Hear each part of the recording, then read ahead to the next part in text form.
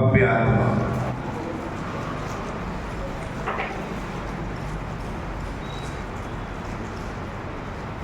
गुरु का स्मरण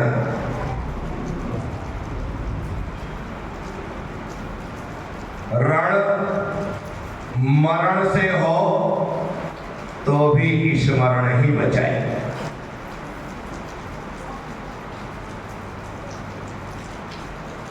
जब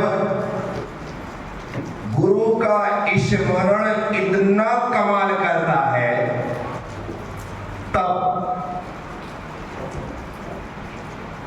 उनके शब्द यदि हमारे कर्ण पटल पर आकर के टकराए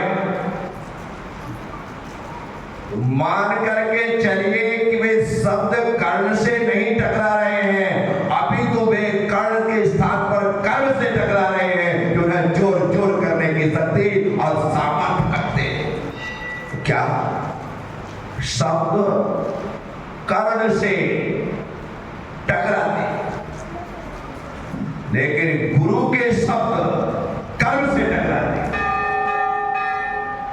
और कर्म को छू छू साथी। इसलिए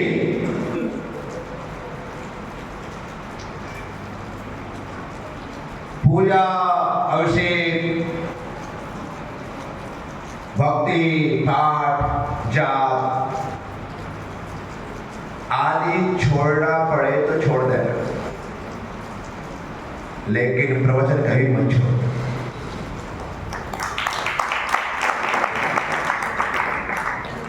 क्योंकि प्रवचन से राह मिलती, प्रवचन से मार्ग मिलता है,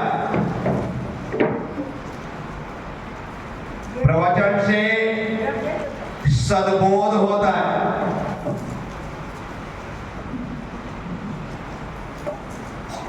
प्रवचन से अंतर मन प्रकाशित होता है।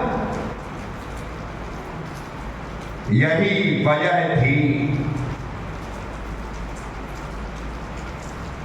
कि जब तक भगवान महावीर स्वामी के उपदेश नहीं हुए तब तक उनका शासन शुरू नहीं हुआ। उपदेश से ही शासन का शुभारंभ है।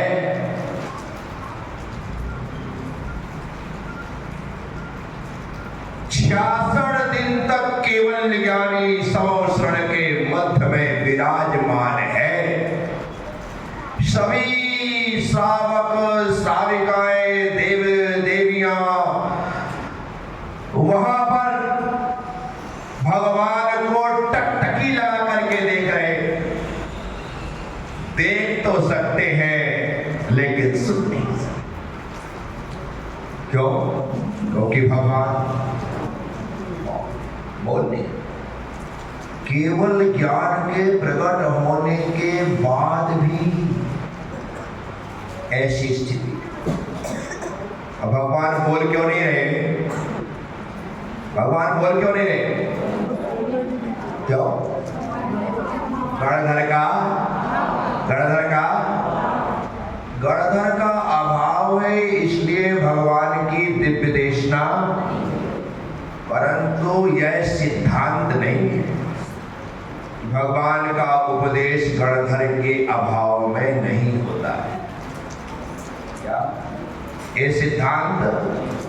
यदि यह सिद्धांत होता तो भगवान ऋषभदेव ने केवल ज्ञान प्राप्त करने के बाद बिना गणधरों की उपस्थिति में दिव्य देशना दी। आदि पुराण जी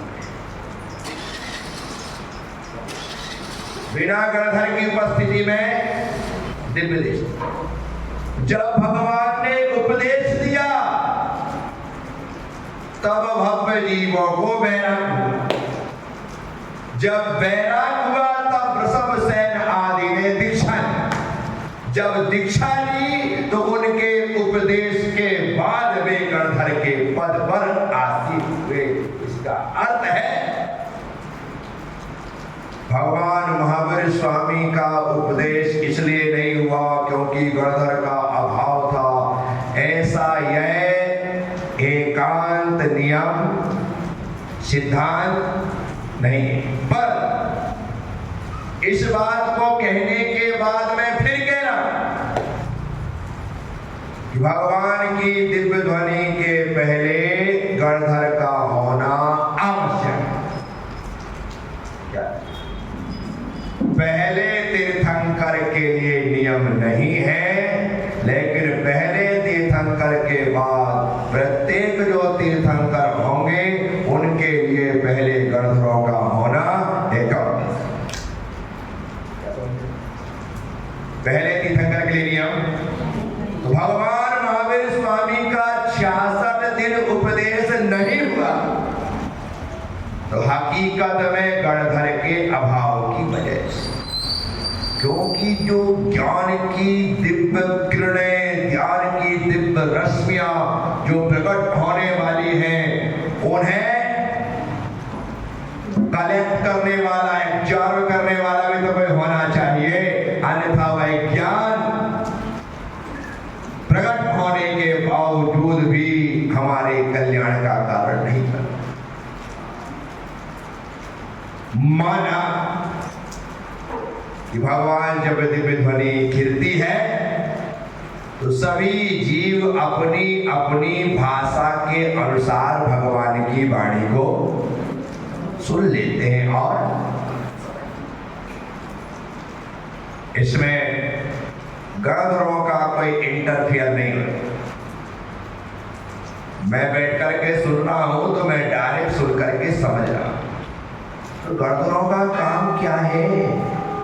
सुन तो मैं लेता हूं, समझ में लेता हूं, मेरी शंकाओं का समाधान हो जाता है, लेकिन मेरे पास उस वाणी को द्वादशांग के रूप में गुंथित करने की शक्ति नहीं है जो गणधरों के पास। ठीक है, अब गणधर गुंथित करने के बाद क्या करते? जब भगवान मौन रहते हैं तब सभी भव्य जीवों की शंकाओं का समाधान गणधर ही करते हैं। कौन करते? कौन करते? गणधर ही करते। क्योंकि समो शरण में सभी लोग इतने पुण्यशाली नहीं होते कि उनके पूछने पर भगवान समस्या का समाधान करें, शंका का समाधान करें। उनके पूछने पर भगवान की दिव्य ध्वनि खिलने लगे। वो तो इतने लोगों में 1 लाख सावक, 3 लाख साविका, 14,000 मुनि, 36,000 आर्यिकाओं, इनमें राजा सैनिक जैसा महापुण्यवान कोई जीव होता है जिसके उपस्थित होने पर, जिसके बोलने पर भगवान को बोलने के लिए मजबूर होना पड़ता है, उसका पुण्य बुलवाता है भगवान से। और भगवान को इतना पुण्य चाहिए। मैं लोगों से कहता हूं, राजा सैनिक ने अपने जीवन काल में 60,000 प्रश्न पूछे। कितने? कितने? तुमने अपने 60 साल की उम्र में 60 प्रश्न में नहीं पूछे। धर्मचंद जी बोलो, 60 प्रश्न भी नहीं पूछे। क्यों? क्योंकि तुम निशंक हो, तुम्हारे भीतर कोई शंका। गुरुदेव ने कहा, तुमने गर्दन हिलाई और मान लिया, बस इससे ज्यादा। तुम्हारी गर्दन तो हिलती है लेकिन बुद्धि नहीं हिलती। जब तक बुद्धि नहीं हिलेगी तब तक प्रश्न खड़े नहीं। गर्दन तो तुम इतनी अच्छी हिला लेते हो, दाएं बाएं आगे पीछे ऊपर नीचे सब कर लेते हो, इसमें तो तुम मास्टर हो। ऐसा लगता है जैसे स्प्रिंग लगी हो। ये होता है। प्रश्न पूछिए, गुरु कब बोलते? बोलो, गुरु कब बोलते? जब प्रवचन का समय होता है तब बोलते। अभी मेरा प्रवचन का टाइम था, मैंने बोल दिया। दोपहर में मेरी क्लास का टाइम होगा, मैं बोल दूंगा। शाम को मेरी आनंद यात्रा का टाइम होगा, मैं बोल दूंगा। आप बीच में आकर के बोलो, महाराज जी मुझे बोले तू स्पेशल है क्या? तुझे नहीं सुनाऊंगा भाई मैं। लेकिन आपको यदि गुरु से प्रवचन सुनना है तो आप कोई प्रश्न पूछ लो। क्या कर लो? क्या पूछ लो? अपने आप उन्हें असमय में भी बोलना पड़ेगा, परंतु मूड देख करके पूछना। क्या क्या देख करके? बराबर अब कहीं किसी से बातचीत कर रहा हूँ तुम वहां पर प्रश्न पूछने बैठ जाओ, है? बिल्कुल सब व्यवस्थित है, मैं कोई काम नहीं कर रहा हूँ, फ्री दिखाई दे रहा हूँ, तो आप अपने गुरुदेव ब्राह्मण में एक प्रश्न, एक जिज्ञासा, एक शंका है, समाधान कर दो। गुरु भी कहेंगे हाँ बोलो। एक बात और याद रखना, हर व्यक्ति को प्रश्न पूछने का अधिकार, हर व्यक्ति को प्रश्न पूछने का अधिकार।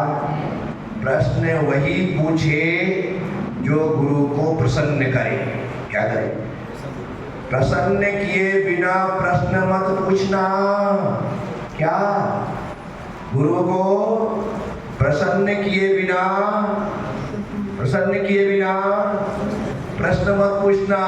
जो गुरु को प्रसन्न करके प्रश्न पूछता है उसे प्रश्न, गुरु प्रसन्न हुआ कि हमारे प्रश्न समाप्त हुए।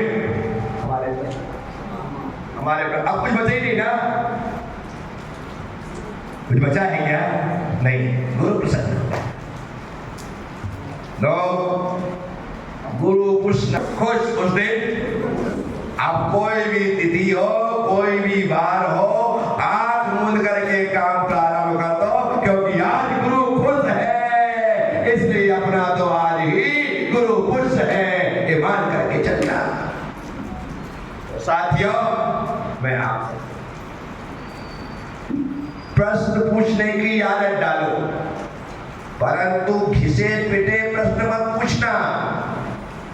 जिन प्रश्नों के जवाब किताब में मिल जाते हैं उन प्रश्नों को किताबों से ही पूछना चाहिए, और जिन प्रश्नों के जवाब किताबों में नहीं मिलते हैं उन प्रश्नों के जवाब गुरुओं से पूछना चाहिए। इसीलिए अन्यथा लोग क्या करते, किताबों में पढ़ा करके आ जाते, लिख लेते, जो वहां पे जाते, जिस महाराज जी के पास जाते, बोले चलो इनसे पूछ लेते, पता लगे जानते कि नहीं जानते। हाँ, ज्यादातर लोग शंका इसलिए करते हैं ताकि उन्हें पता लग जाए कि महाराज जी कितने ज्ञानी हैं। किताबों के प्रश्न किताबों से पूछो और अपने जीवन के प्रश्न गुरुदेव से पूछो, यदि तौर पर तुम्हारे जीवन को समाधान मिलेगा। और हम कर क्या रहे हैं? जीवन का तो कोई प्रश्न है ही नहीं, और जीवन का प्रश्न है क्या?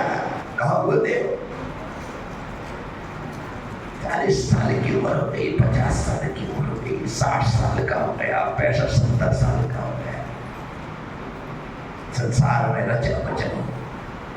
सब जानता हूं कि संसार दुखमय है, संसार में दुख ही दुख है, कहीं से कहीं सुख की एक किरण भी दिखलाई नहीं देती है, फिर भी ना जाने क्या है कि मैं संसार को छोड़ नहीं पा रहा हूं, उसी में और धंसता चला जा रहा हूं। गुरुदेव, कोई ऐसा उपाय बताओ ताकि ये संसार के दलदल से बाहर निकल जाओ। एक जीवंत प्रश्न है। क्या है? कि तुम्हारे जीवन का है, तुम्हारे कल्याण का है। गुरुदेव, कोई उपाय बताओ। क्या कल मैंने करवाया? क्या करवाया था मैंने? क्या करवाया था कल? मंत्र अनुष्ठान।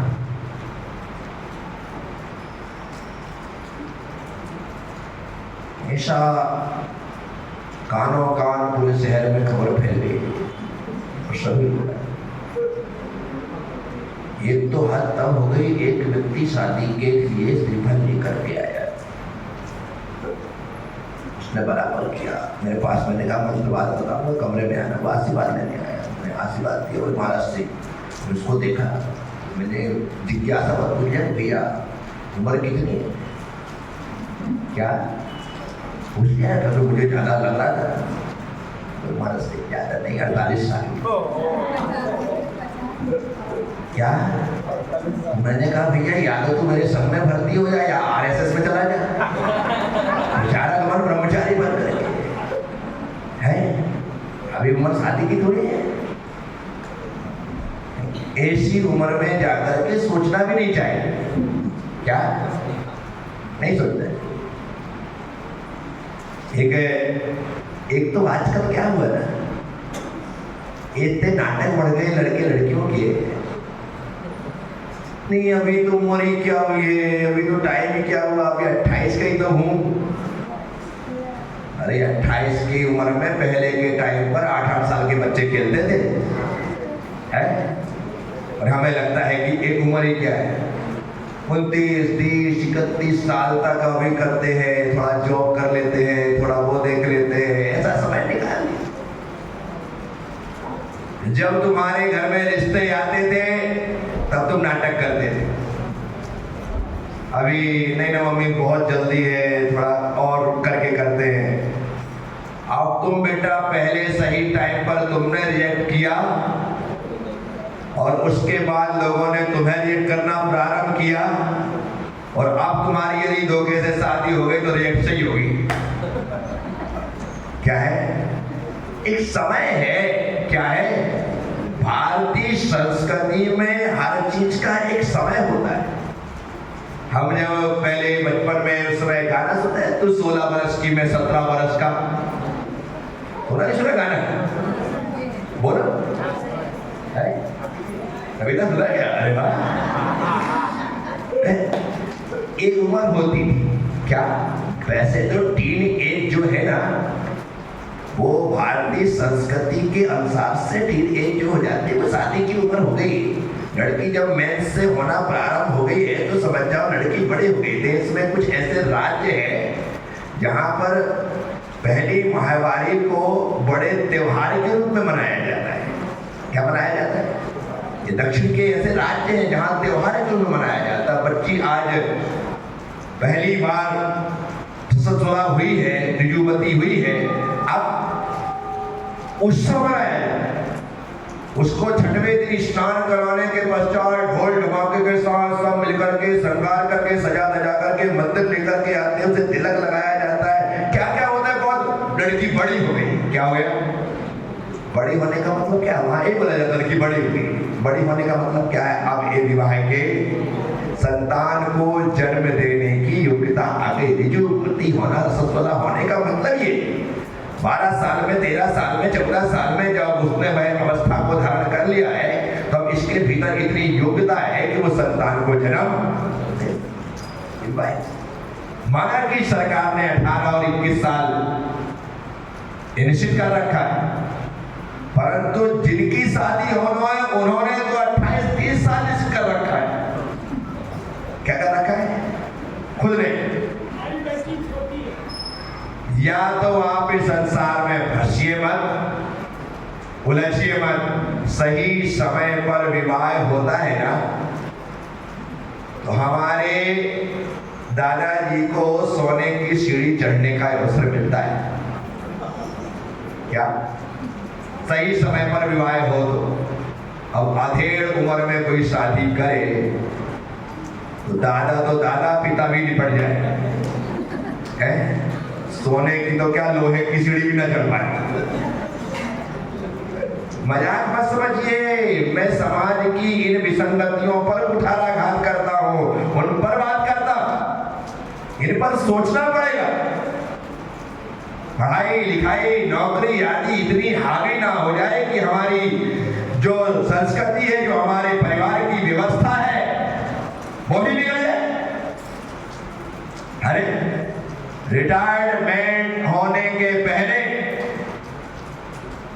आपका बेटा अपने पैरों पर खड़ा ही ना हो, अभी तो वह अपने बच्चों को संस्कार देता हुआ नजर आए। वो रिटायरमेंट की तारीख की बस अब मेरा काम खत्म है, ये 2 पीढ़ियां मेरी आंखों के सामने है, अब मैं रिटायरमेंट ले रहा हूं। ये तरीका है। क्या करेंगे आप? शादी हो जाती है, हम बच्चों के लिए नहीं सोचते, बोले नहीं अभी 2-4 साल तो प्लीज हम एंजॉय करेंगे, घूमेंगे फिरेंगे, मस्ती करेंगे, उसके बाद सोचेंगे। अब तुमने 2-4 साल निकाल लिए, अब बोल रहे कि कुछ हो ही नहीं रहा है। अब वो कहां से? तुमने अपनी पूरी शक्ति बर्बाद कर दी। क्या कर दी? क्या पूरी शक्ति बर्बाद कर दी? और अब तुम संतान सोचाए कैसे हो? विचार करने जैसा है, आखिर ऐसी स्थितियां क्यों बन रही हैं कि हमारी अपनी कमियां हैं, हमारी अपनी खामियां। साथियों, मैं बार-बार कहता हूं, धर्म गुरु होने के नाते मुझे हर बात को खुलकर बोलना पड़ता है, क्योंकि आजकल तुम इशारे नहीं समझते, संकेत नहीं समझते, मुझे डायरेक्ट ही बोलना पड़ता है कि तुम गलत कर रहे हो। वैसा ही रास्ते पर चलना पड़ेगा, तभी जाकर आप संसार का सुख भोगते हुए एक अच्छे वंश की वृद्धि कर सकोगे। अन्यथा आपके पास रोने के अलावा, दर दर की ठोकरें खाने के अलावा और कुछ नहीं। साथियों, सही समय है, सही समय पर सारे कार्य करिए। आप पाएंगे कि आपका पूरा जीवन सही चल रहा है। सारा खेल टाइमिंग का है। किसका है? सारा खेल किसका है? बोलो। टाइम। सही टाइम पर बल्ला घूम गया ना तो 6, और बॉल आने के पहले उठ गया तो बोल्ड। तो जायरी ने सीधे अंदर स्टंप पे लगी और मिड विकेट लेकर के चली गई। क्या करेंगे? टाइमिंग का खेल है। किसका खेल है? बोलो। आप कहीं यात्रा कहीं जा रहे हैं, सफर कर रहे हैं, ट्रेन का टाइम है 11:10। भाई साहब घर से निकल रहे हैं 11:05 पर। 5 मिनट का रास्ता है, ये पहुंचा और ये चला। ठीक है, क्या सोचते हो?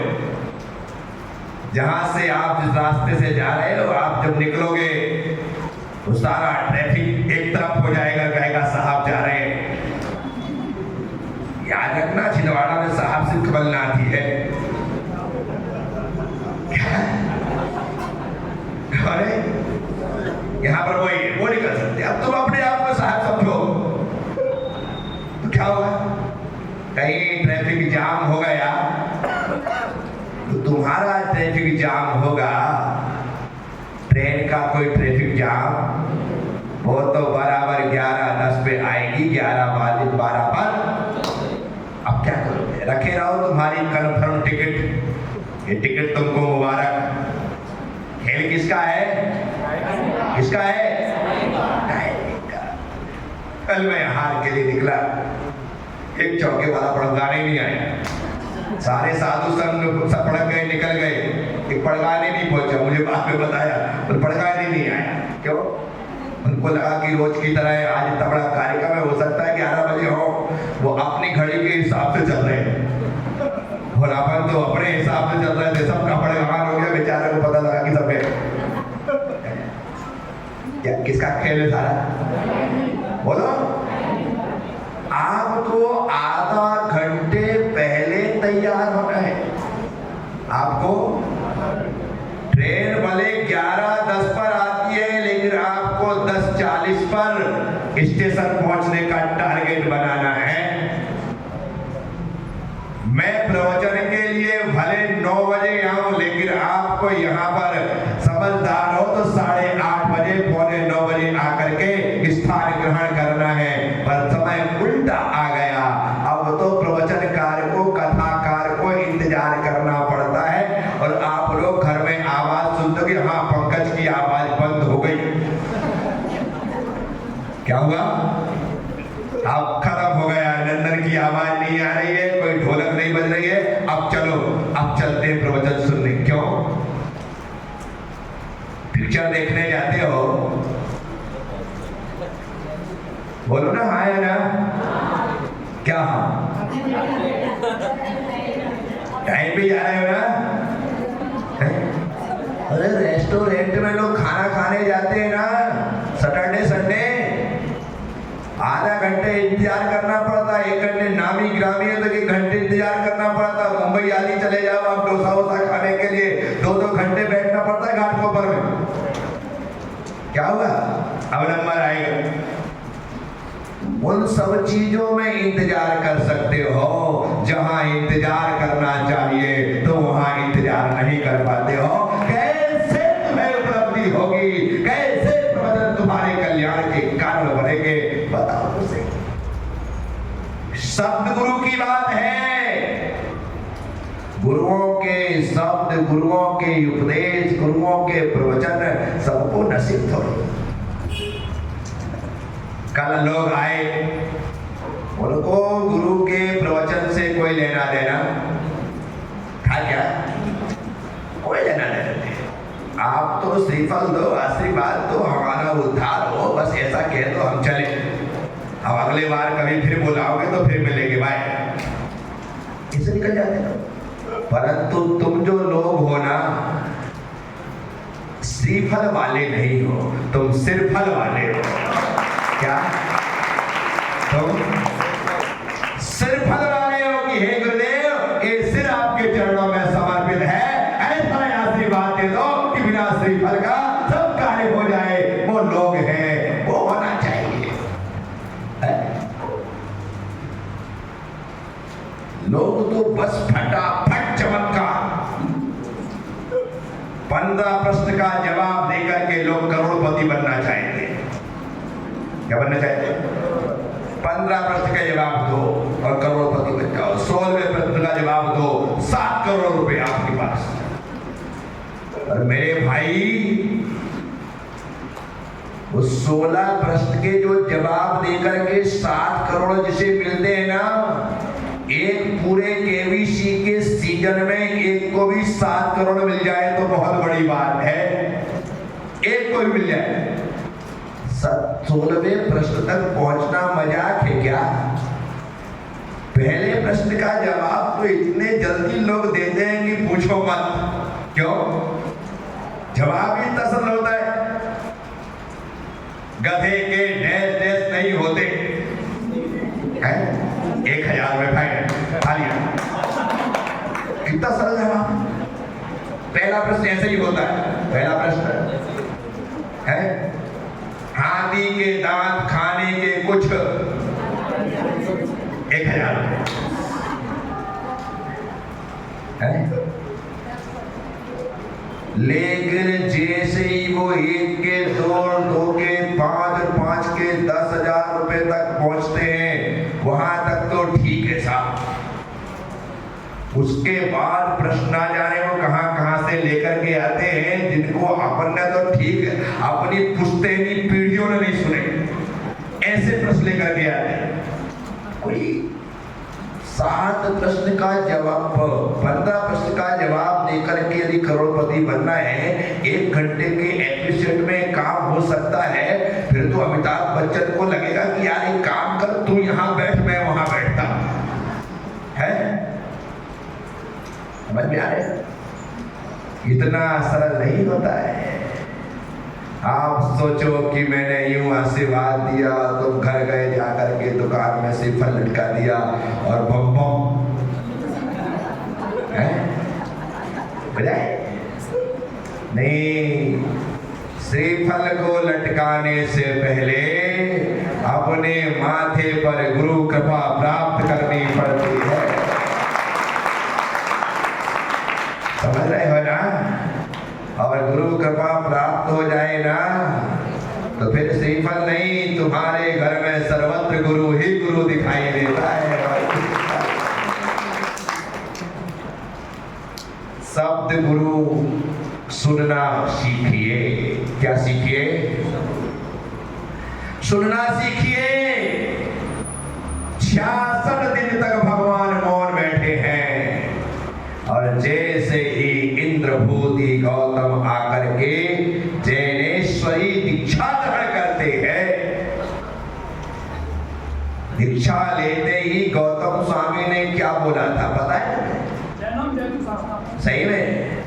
अरे नंदन वहां पर था मेरे ख्याल से। हो सकता है तुम्हारे पास उस दिन का वीडियो हो तो दिखाना मुझे। क्या क्या बोला? जैनम जयतो, क्या कहा? जिन शासन जयवंत हो। बोलना एक बार, जिन शासन जयवंत हो। जैनम जयतु शासनम। वाह वाह वाह। गौतम स्वामी, गौतम गोत्रीय थे, वेद पाठी थे, वेद वेदांत के ज्ञाता थे, अपने आप को ज्ञानी महाज्ञानी समझते थे और वे जानते थे कि मुझसे बढ़कर के इस धरती में इस समय कोई ज्ञानी नहीं है। लेकिन जब वे भगवान महावीर स्वामी के चरणों में पहुंचे तो उन्हें एहसास हुआ कि अभी तक मेरी गलत धारणा थी, मैं तो इनके समक्ष इनके नाखून के बराबर भी नहीं हूं। संपूर्ण समर्पण कर दिया। भगवान महावीर स्वामी के समस्त शिष्य ब्राह्मण थे। क्या थे? क्या थे? इंद्रभूति, अग्निभूति, वायुभूति, तीनों ये ब्राह्मण थे। 500 शिष्यों के साथ समूह शरण में आए थे। हमारा सोनू बड़ा खुश हो रहा है। इन भगवान महावीर स्वामी के सभी शिष्य ब्राह्मण थे तो बोले प्रज्ञा सागर जी का मैं भी शिष्य ब्राह्मण हूं। इस बात की खुशी हो रही है। इतिहास को ऐसे से कर रहे हैं मेरे लिए यार तो सारा प्रवचन।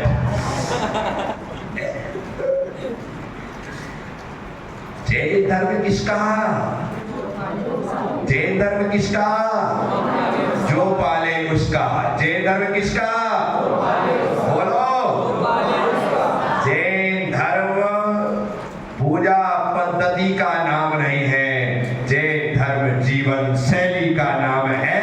जिसका जीवन आचरण से युक्त होता है, वह किसी भी धर्म और जाति का क्यों ना हो, वो आचरण से जैन होता है। मोरारजी देसाई भारत के एक ऐसे इकलौते प्रधानमंत्री थे जिनका रात्रि भोजन का त्याग था। क्या था? क्या था? वे रात में भोजन ग्रहण।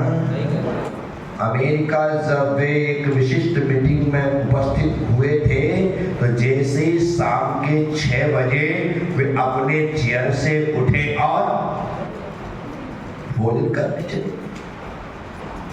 उनसे पूछा गया कि आप कहाँ गए थे? मीटिंग चल रही थी। उन्होंने कहा भोजन कर। तो वहां के प्रेसिडेंट ने कहा कि आपके लिए भोजन इतना जरूरी है या मीटिंग जरूरी है? उन्होंने कहा मेरे लिए ना भोजन जरूरी है ना मेरे लिए मीटिंग जरूरी है। मेरे लिए मेरा धर्म जरूरी है। दिन में खाना मेरा धर्म है और उस धर्म का पालन करने में गया। ये थे मोरारजी देसाई के शब्द। अल्बर्ट आइंस्टीन ने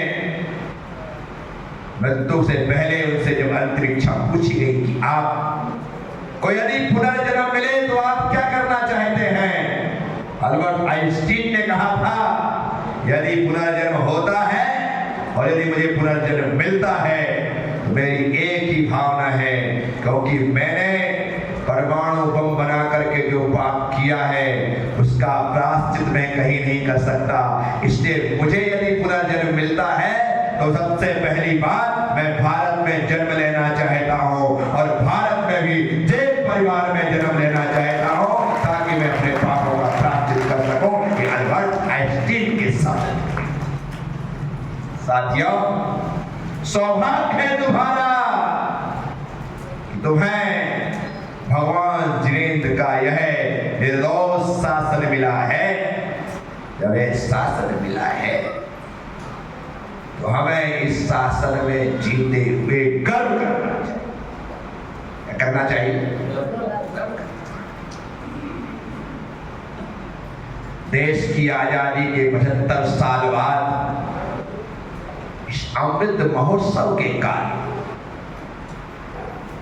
सिर्फ एक अल्पावधि में भारत को एक नई पार्लियामेंट प्राप्त हुई।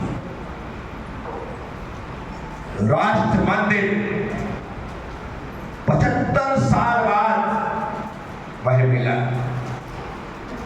एक गर्व की बात है, एक गौरव की बात है। क्या गौरव की बात? क्या देश के पास अपना कुछ वजूद है, अपना कहने जैसा है? अन्यथा हम अभी तक अंग्रेजों की बनाई हुई इमारतों से ही काम चला रहे थे। लेकिन हमने सोचा और सोचते ही देखते देखते देश को एक शानदार आलीशान बिल्कुल नई डिजाइन से खूबसूरत ऐसी लोकसभा प्राप्त हुई है कि आप वीडियो देखो तो देख करके हमारा सीना चौड़ा हो जाए कि आज हमारे पास भी कोई चीज बन करके तैयार। पार्टीगत मामला